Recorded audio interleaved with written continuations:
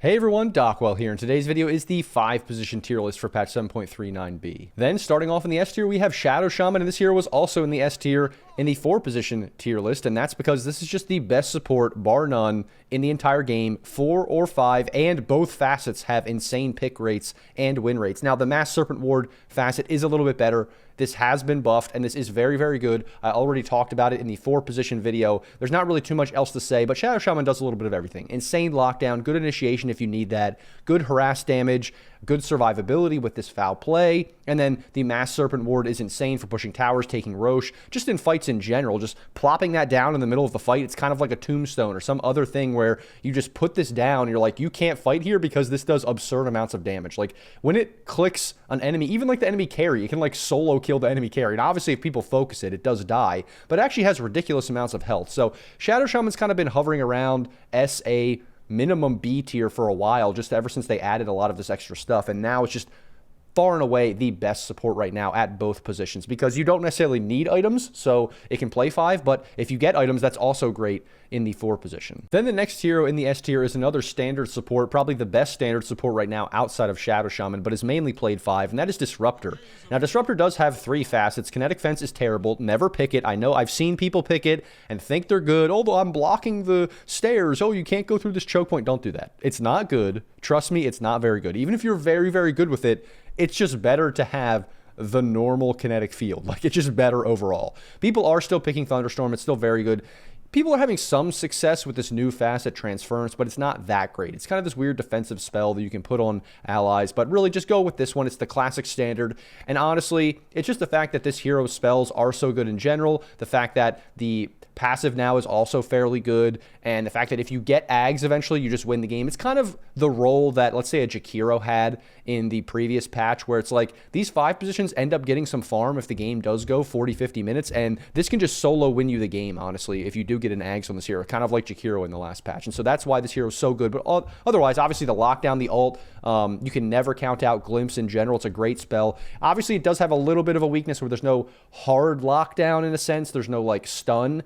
But that's just something that Disruptor has had for a long time. And so all these other things make up for it. It's just a great overall hero right now with the buffs and the nerfs to a lot of the other good supports. Then the last 2 heroes in the S tier for the 5 position are melee 5s. Now, you're not going to be picking melee 5 every time. It's a little bit risky, but if you do want to pick a melee 5, or you think someone on your team is going to pick like a Drow or something, or you can pair this obviously with other melee heroes, but if there's Drow, Weaver, any of these other carries that are ranged, it's especially good. And then the first one is Undying, and this is great if you even have a melee carry, that's fine too. It's just if there are strength heroes on the enemy team, it's going to absolutely dominate. Obviously, you're going to pick this first, so you don't always know that, but just picking this in general, because people are going to pick Axe, they're going to pick Centaur, they're going to pick Legion, like, they're going to pick strength offlaners a lot of the time, so just picking this is going to be good in most games. And I kind of already talked about it in the offlane version of the tier list with this hero. It's been pretty good even as an offlaner with items, but honestly, you don't even need the items, because just having this hero get levels is all you need. And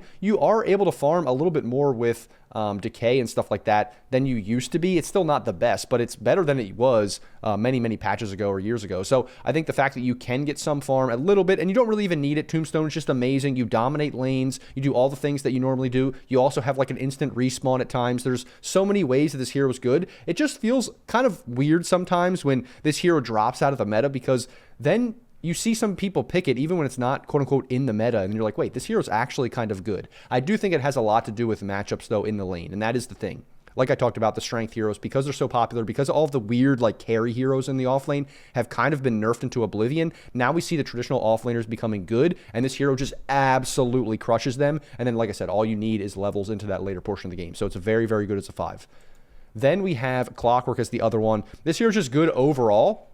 I think, obviously, it's a little bit awkward because you have these 3 facets. Expanded Armature is the one that people always picked. I still think this one's very, very good. Chainmail is kind of good, but you do have to pick this, and you're sacrificing one of these other ones, and you're not going to really use this until later in the game if you get a lot of farm. This hero doesn't farm very well, so I think for the most part as a support, you're going to be picking this one, but that doesn't mean that you can't pick the Chainmail one. It is just a little bit greedy, but this thing does exactly what it's always done for a long time. It's just very, very annoying to deal with in the lane, especially with a ranged carry. You will absolutely dominate if you know what you're doing. If you get positioning behind the support on the enemy team, or even the the melee strength offlaner and you use your cogs and you run them down. It's just very good for all those reasons. And then having that tanky initiation on your 5 position is fantastic, because then you don't even need it really on any other hero. Yes, it'd be nice to have an offlaner or some other hero that has some kind of initiation goes, and you don't want 4 backliners and a clock, of course, but just having that on your 5 and making it work is so valuable. It's just great to have overall. So BKB piercing stun, good scouting, great laning phase with power cogs and battery assault. It does a little bit of everything. And again, with a lot of the other heroes getting nerfed, other supports, and a lot of these melee, traditional offlaners being good, this hero's very good against that, just because the positioning is a little bit better. There's a lot of offlaners that could take advantage in the past of this hero being kind of waddling in, and that's not as good. All those heroes aren't as good as anymore, so that's why this hero has kind of risen to the top as a 5 position that's very good. Plus, with those range heroes like I talked about in the carry position being better, Clockwork is up there in the S tier, and I think it definitely deserves that. Then starting off A tier, we have Silencer. This hero was very good in a few patches ago, 6 months ago or so, and then it got nerfed a little bit. It's not huge nerfs like some of the other very good heroes. I think it's still pretty good. You can still pick it as a just 5 being a bot that presses R and silences everybody in team fights. That's still going to be good. The spells are still very good at harassing people out of lane and stuff like that. You are very squishy. It is sometimes hard to transition with any kind of items or any farm into any semblance of something that is resembling a core in the late game or having more impact than just pressing R. That can be difficult at times. That's probably why it's not S tier, but you can still be very effective, and you can still snowball. Like if you are having a good lane and you're absolutely crushing it, you can almost transition into another core from the 5 position. It is a little bit risky, but it is still very good in a lot of ways. Then we have Lion. Just the discount Shadow Shaman. It feels like one of these heroes is always on top of the meta these days because the lockdown, the initiation, just the dynamic way that these heroes play is so good. But because Shadow Shaman has a little bit more or lengthy lockdown, even though obviously you have to hold yourself in position and channel that, that's a little bit better. It's always a little bit better than the Lion's lockdown. But I think it's really the ultimate that makes these 2 heroes different. Is Shadow Shaman's ultimate just is really good right now, and this hero's ultimate is just, it's lackluster in general, and you're not going to be rushing Ags, really. You're not going to do that. The thing that made this hero really good, maybe better than Shadow Shaman like a year ago, was the Shard and the Mana Drain. That still is good, but that was heavily nerfed about a year ago, so that's why it's not up there in the S tier. But it is still a very good hero overall. Then we have Ogre, another traditional support. You can totally pick this hero as a melee 5 like one of these. It's just a little bit worse. You're probably going to go for the facet where you don't have any skill level 1, and then level 2 and above, you absolutely dominate with 3 points at level 2. And then it did even get small nerfs, but those nerfs aren't super effective. I think it was still A tier a few patches ago. It is still A tier. It's great. It's just not as good as the other 2 melee 5s here in Undying Clockwork, but it's still great. Scales in the late game. You can even buy Midas and stuff like that. It is a little bit greedy, but I still would probably go that in most of my pubs, honestly, if I'm being honest, because like it's just better to get that and then you get all these items later since it doesn't have a great way of farming. Then next we have Oracle, and this hero is just the best save support in the game right now. You can have absolutely insane dominating laning stages at times if you know how to play the hero and you get kills early, then you rack up a ton of damage. But I think it's just overall the kit, it's kind of like a Pango, it's kind of like Spectre. It's just one of these heroes that what Oracle does in general is just so good. It's always good. It feels like even if it drops out of the meta, I feel like you can always get away with picking Oracle because saving somebody on your team like that is just very good. It's just overall amazing. And so obviously there is some skill to it. You have to position yourself very well. You have to make sure you're not casting your ultimate on yourself. If the enemy has a lot of mobility, or even like a Spectre, like I mentioned, who can just like haunt and find you, if Spectre has Ags, of course, or some other hero like that, that is kind of a counter to this hero. And later in the game, that's really all you're doing. You're not really having a lot of offensive potential, but the Shard is very good as well. There are a lot of things that make this hero viable even later into the game, and just having that ultimate is always going to be good. So that's Oracle. Then we have Ringmaster, another hero that was probably S tier in the last patch, got nerfed a bit, but not giga nerfed. I think they didn't want to giga nerf it necessarily. I think they maybe even tried. I don't know. It's hard to say with these days what they do with patches, what they're even trying technically to do. But they did nerf it, but it just wasn't enough to completely destroy it. You could maybe even make an argument that Ringmaster is B tier, but I still think a lot of people pick it. It is very good. I think even though the numbers aren't as good, like you're not doing as much damage as you did before, the save, the ultimate, just all that kind of stuff is still very good as we see the coordinator go out. But I think it's a great hero overall still. You can definitely pick it, especially if you're a Ringmaster specialist. Then next we have Warlock, and technically you could even say this hero is probably B tier, but I think for pubs, it's just deserves A tier because it is a solid hero right now, and I think it can solo carry pubs in a lot of different ways. And I think even the higher MMR you go, you still have a lot of ways to impact the laning stage. Yes, you might have a weird mid game when you don't have items and you're trying to go for items and all you really have is your ultimate. That can be awkward sometimes because, you know, you're not really saving, you're not stunning. If you don't have the ultimate, you might sit behind your heroes or, you know, defending mid tower or something, but all you can really offer is a slow. That can be awkward, don't get me wrong, but in general, you can stomp the lane if you know what you're doing, if you know how to link the enemy and slow them and get all these little dudes, these imps to blow up on them. It sometimes feels like this hero does absurd amounts of damage, and then always when it gets to 30, 40, 50 minutes, if you get your items, you will be basically another core and can even solo carry the game on Warlock. And that's just always going to be there. So if it's good at all, I feel like it always is A tier. Like, unless they absolutely nerf it into Oblivion and it gets down to D tier because it's unpickable, it does nothing in the lane, does nothing early, you just have to play for late game, that's when Warlock's worse. But I just don't think it's like been there for a long time since they made a lot of changes to it. Then lastly, I put this one at the end because it is a little bit, I guess, quote unquote cheesy. You could even maybe say that Nature's Prophet deserves S tier, but I'm not willing to put it there. Yes, people are picking it a ton. Yes, it has a good win rate, but I just feel like it's weird. I don't know. I don't like it. I hate when Nature's Prophet is a support. That's just me personally, so maybe I'm a little bit biased here, but you know, they're doing the sprout thing with the healing and whatever, but at the end of the day, you're still Nature's Prophet. You're still TPing around. You're still using your treants to push. You're still transitioning into a core and you're a 5 position.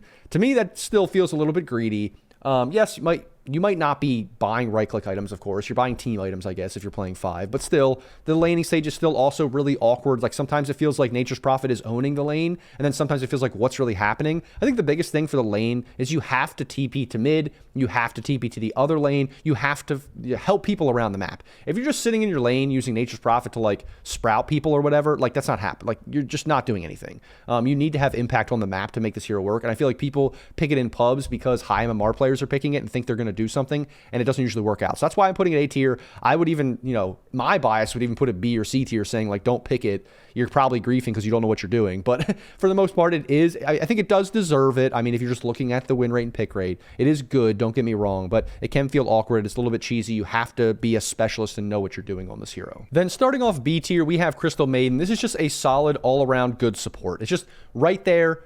Average support, B tier, like not amazing, not broken. You're not going to have insane impact. You can have good impact, obviously. The hero is decent, but it's not terrible. It's just like right there in the middle. Like, you're going to do all the same things Crystal Maiden has done for a long time. You can get a BKB with your ult. You can do ridiculous damage. Your shard is very good for that mobility and the stun. You can farm pretty well with your different spells. You can do all the things that Crystal Maiden has done, but then you also are very squishy. You can get called out, can have bad laning stages, can feed sometimes. That just is what Crystal Maiden does, and you could get away with picking this every game and still be good and still, you know, learn how to play support or be very effective at playing support. I just think Crystal Maiden is right there in like the sweet spot. So even though it's B, it still is a decent hero. It's just not broken. Same thing with Lich. Obviously, Lich is not nearly as good as it was like 6 months to a year ago when it's like ultimate was broken. You could channel and do everything and just it was like crazy and you would just like solo kill cores and carries, but it still is very good. It's similar to Crystal Maiden. Like, you still have all those same things. You still can do a lot of damage. Your shard still is very good. You still have a great spell that is a shield that just feels like nobody dies when you put the shield on them. All those things are still true. It's just not broken like some of these other heroes feel. Bane is a little bit of an awkward one. I feel like we get into awkward heroes here, or different styles of hero, I guess I would say, in this B tier. Bane is decent. It's just a little bit weird, like, because the ultimate can be great in certain matchups. It's just great for BKB piercing stun, obviously for gripping some hero that you just need to kill, but then sometimes it feels like you can never get your ult off. Like, for instance, if you're against the Silencer or some other hero that can just easily cancel it, at least until you get your Ags, or yeah, your Ags, but are you really farming an Ags with this hero? That's weird. You really have to be having an amazing game anyway, and I don't even know if your Ags is going to have that much impact anyway, because if you're already getting that by like 30 minutes, you're having a ridiculous game. But there are certain matchups with Enfeeble and stuff like that, that this hero just absolutely stomps in the laning stage, and that in the mid game can have insane impact at times. It's same thing with Venomancer. That's why I put them kind of here too, is like, this hero can just destroy the laning stage, feel like it's absurd. It does absolutely ridiculous amounts of damage, but at the same time, it can feel like, what is my Veno even doing? Like, this hero's not farming. The wards, oh wow, you're defending a tower. What is that really doing? Like, sometimes that can be great. You're pressuring, you're putting wards for vision, you are defending towers, you're doing all these things, and that's ridiculous amount, like the amount of impact you can have with the damage and all those things. But then other times it feels like this hero absolutely does nothing. It just like tries to gale people, misses half the time because they're bad, or even if they do, it doesn't matter because they just turn on you and kill you anyway. And you're like, oh wow, you spit on the enemy, you used your ultimate, but that didn't even do any damage for some reason. This it's glitched because this game it does no damage, the other game it does infinity damage. It's just like an all or nothing hero very much. And same thing with Bane. It feels very all or nothing in a lot of different ways. Winter Wyvern, I would say, is just a discount kind of save support with a big team fight ultimate.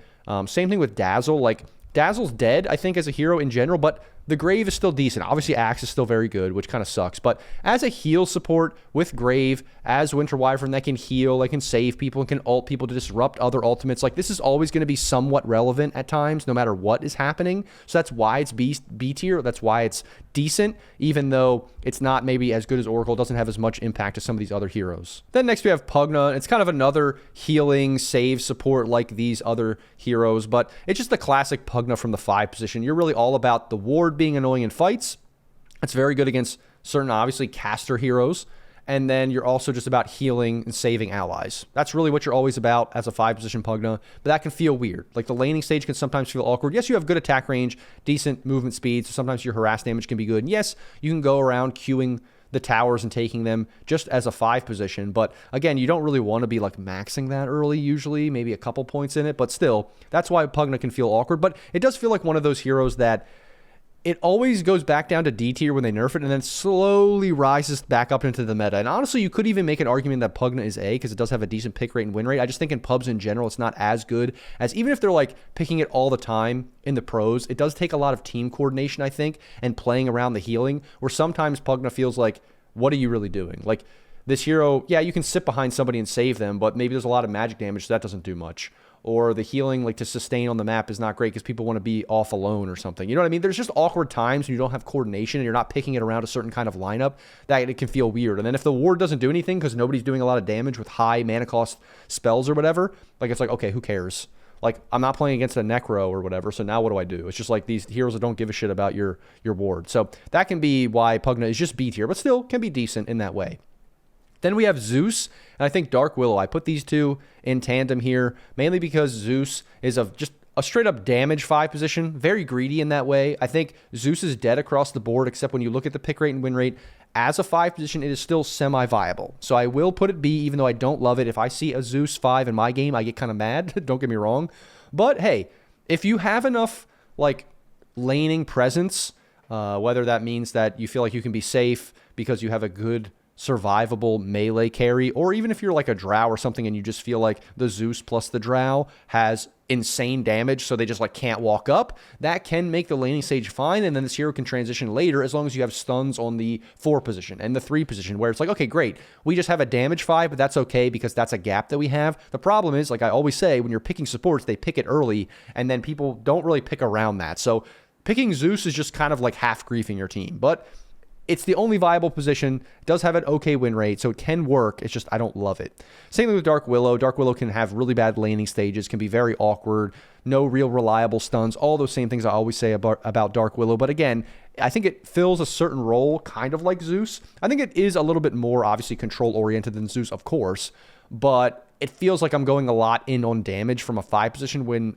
do I really want that? I want some more kind of team fight. I want some more kind of control. I want something else other than that, but you can get away with that. Then Treant, I think, is okay right now, decent, which is a worse version of these other melee 5s like Undying, Clockwork, Ogre, that kind of stuff. You can get away with it. It is like right there in the B tier, so it's okay. I just don't think it's as broken as it has been in the past, but it's not like D tier like it has been in the past. It's right in the middle. Now the kind of melee 5s are coming back into the meta a little bit. And then lastly, we have Phoenix. This is a little bit of a specialist cheese hero, like I always say when I talk about Phoenix. And I think if you're a Phoenix specialist, you might even consider it A.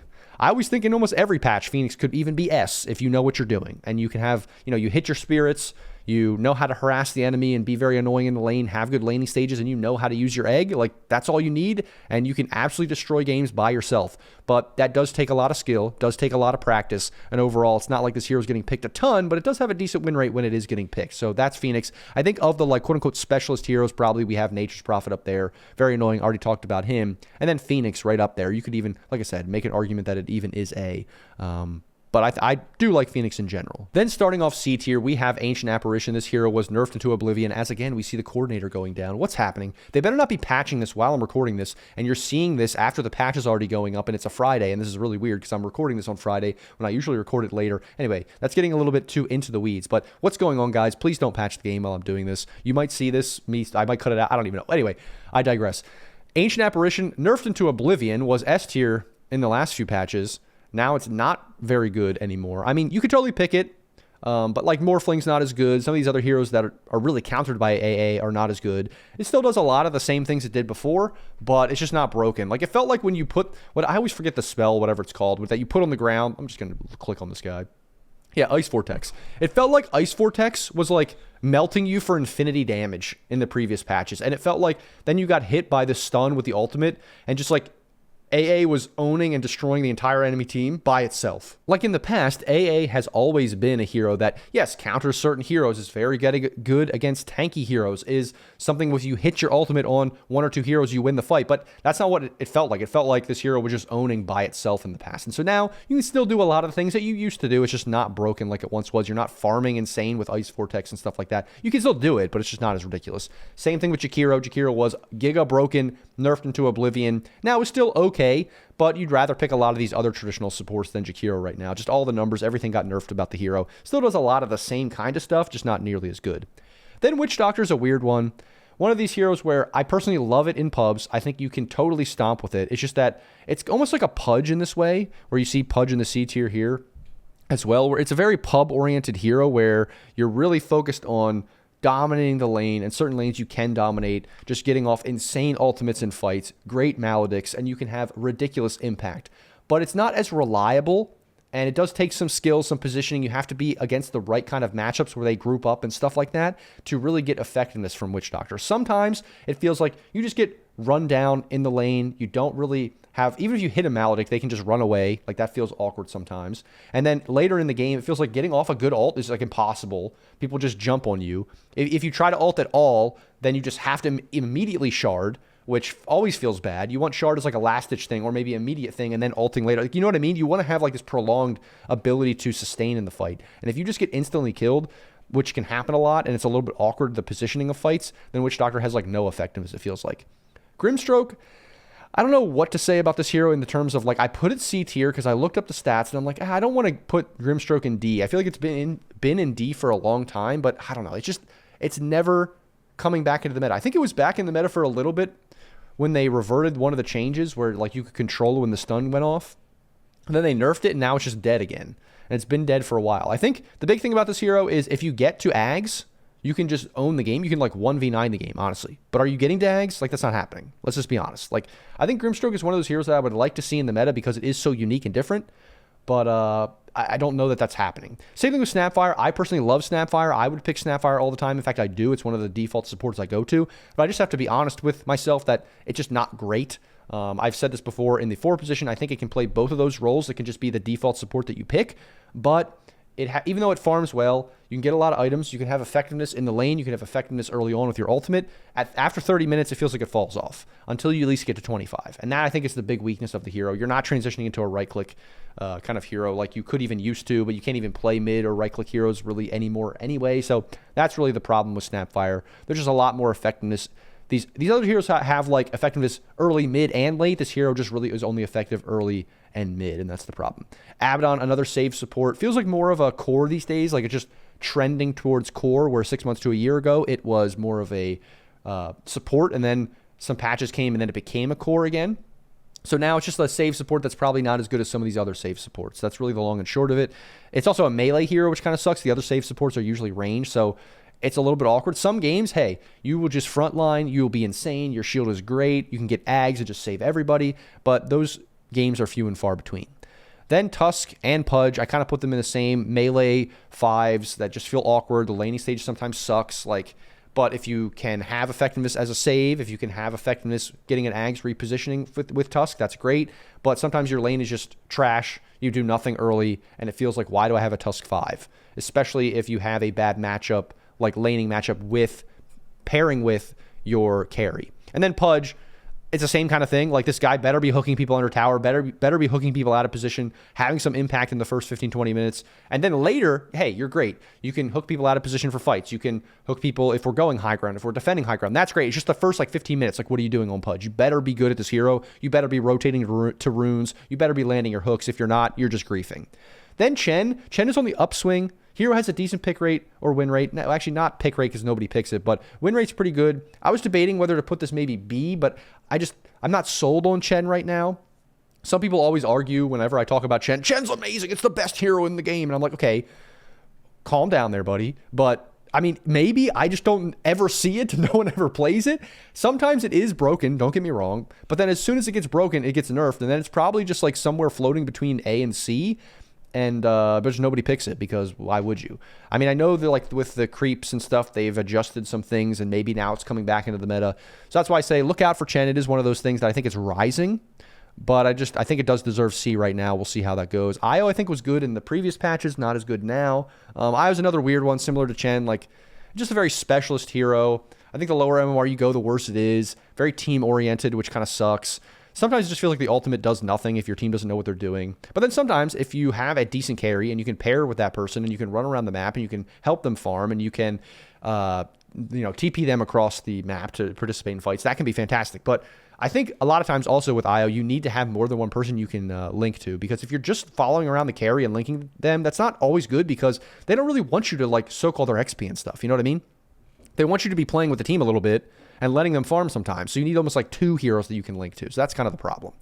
Then Tinker was very good as a support, felt broken. Then they nerfed it. Again, I put it at the end here because it is a specialist kind of hero. You could totally pick it, I guess, but still I wouldn't really that much. I mean, I hate the hero in general. As a support, I just wish that would die. I like it as a core better. I like the old way of playing. Just I always say whenever I talk about Tinker, just get rid of the shield, bring back the rockets. Please just do that. Let's go full circle here and get rid of the support Tinker because I don't really love it. Then we have D tier, classic Shadow Demon, which is S or D all the time.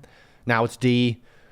It doesn't feel like you're making illusions of very many heroes that are effective. Okay, you make an illusion with a Radiance hero like Kunkka, but that doesn't feel good. Okay, the Radiance is fine, but Radiance kind of got nerfed anyway. It's it's like a Luna that you want to have on the enemy team that you're making illusions of. TB is good, I guess. That's fine. But still, it's a little bit awkward. The ultimate just doesn't feel I don't know. It's just really weird. Sometimes, I don't know what to think about Shadow Demon, honestly. I'm just shooting off the hip right here because I never play the hero. It feels like one of those heroes you never see in pubs. It's only a hero in the pros sometimes. And just arbitrarily sometimes becomes S tier. And it's this hero does 4 bajillion damage. And now it doesn't do that because they nerfed what they gave it -1 intelligence gain or something.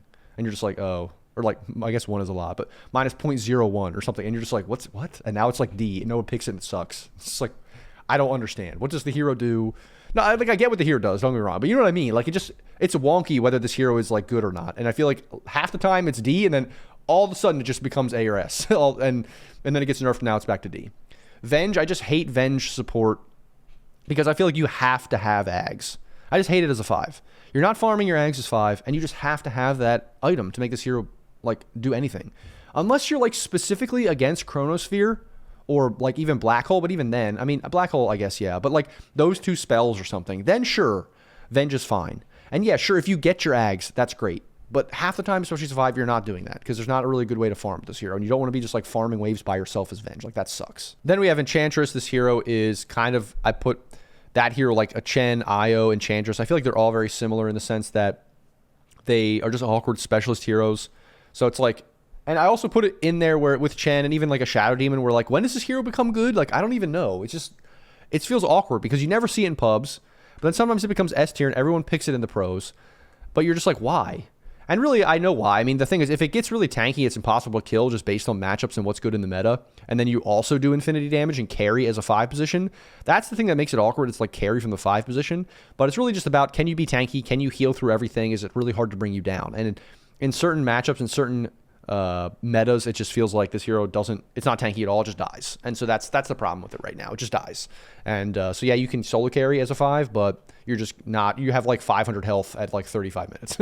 And then Wind Ranger, you're carrying from the 5, like, sure, you have a stun, sure, you have a shard, but like, I guess it's not F tier. It's like okay right now, but just don't really pick it, please.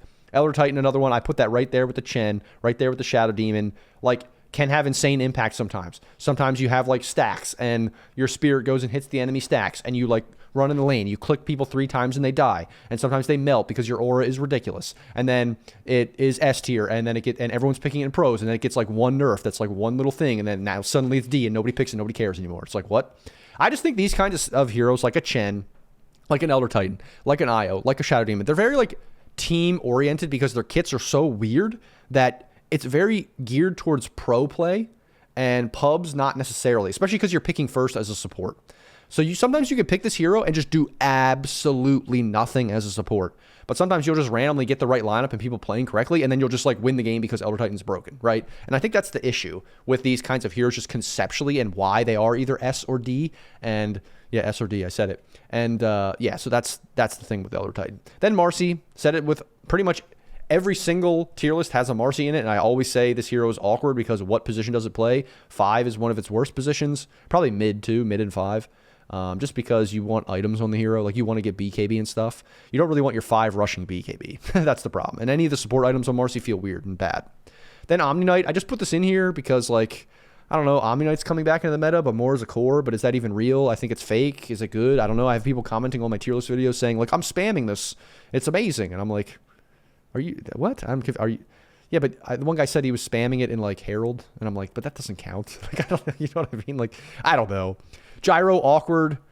You're just the missile and stuff and the magic damage, but like, dude, you can just do magic damage with all these other heroes. Like, Crystal Maiden does magic damage, but you have like something else that you can actually do. You know what I mean? So what are you? You're kind of griefing.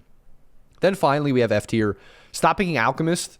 I was debating deleting this from the tier list, but I just wanted to put it on here as a public service announcement. This is not a support. Stop picking it. Please stop. Bounty, not a 5. Don't pick it. It's not a 5. I've said this about Pudge for a long time, not a 5. I've come around. I'm just giving up. Pudge is a 5. If you get good hooks, I've seen it work in my games, so it's fine. Bounty, not a 5. Don't pick it. Hood is a dead hero. This hero is just completely dead. Ever since the Maelstrom change with Gleipnir, completely dead hero, especially from 5, because you want to be a 4 that does damage and transitions, and that's not really what this hero can do anymore. And then as a 5, like, it just does everything worse than so many other heroes. Bat, F, because no one's picking it. It has a bad win rate, but it is kind of coming back as like a 4 or a 3 or a, I don't even know. So I'm putting it here. I'm keeping it here. But, I mean, you could argue that it's C maybe. I don't even know what to think about Bat, especially as a 5. But just as a 5 specifically, though, like, it's just icky. No, like the lasso, that's it from your 5, and that's 6. And what are you doing in the lane? You know, that's the problem. Techies, all magic damage. Weird pseudo stun. Again, you have magic damage over here. You have other better stuns over here. So why would you even pick him? Like, it's pointless. Same thing with Keeper of the Light. Like, you're not, unless you have a Medusa, which you're picking first anyway, so Medusa would have to pick after you. It's just not good. Like, it's literally only good as a 5 with Medusa, it feels like. That's just, I feel like, because as a 4, maybe you get away with it. That's why it was maybe C or D tier, because you want items on the hero. But as a 5, you get no items. You're not supposed to be clearing waves. I mean, you can, don't get me wrong, but yeah, I don't want Keeper of the Light 5 on my team, especially in the lane. Like, what are you doing in the lane, too? Like, stop it. Because of the way the matchup is also with the lane, like where the equilibrium happens. Don't want to get in too much in the weeds just for an F tier hero, but you know what I mean? Like, it just feels bad as a 5, just in laning and everything. So that's Keep the Light. And that, everybody, is the 5 position tier list for patch 7.39b. Just let me know what you think in the comments of this specific tier list and all the week's tier lists in the meta in general, what you think is going to develop. Will a patch be coming sometime soon? I don't think so, but maybe. It's only been a couple weeks since the B patch.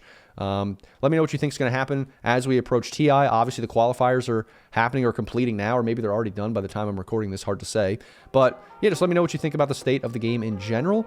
And as always, guys, if you like the video, don't forget to like, comment, and subscribe. Thanks for watching, and I'll see you in the next video.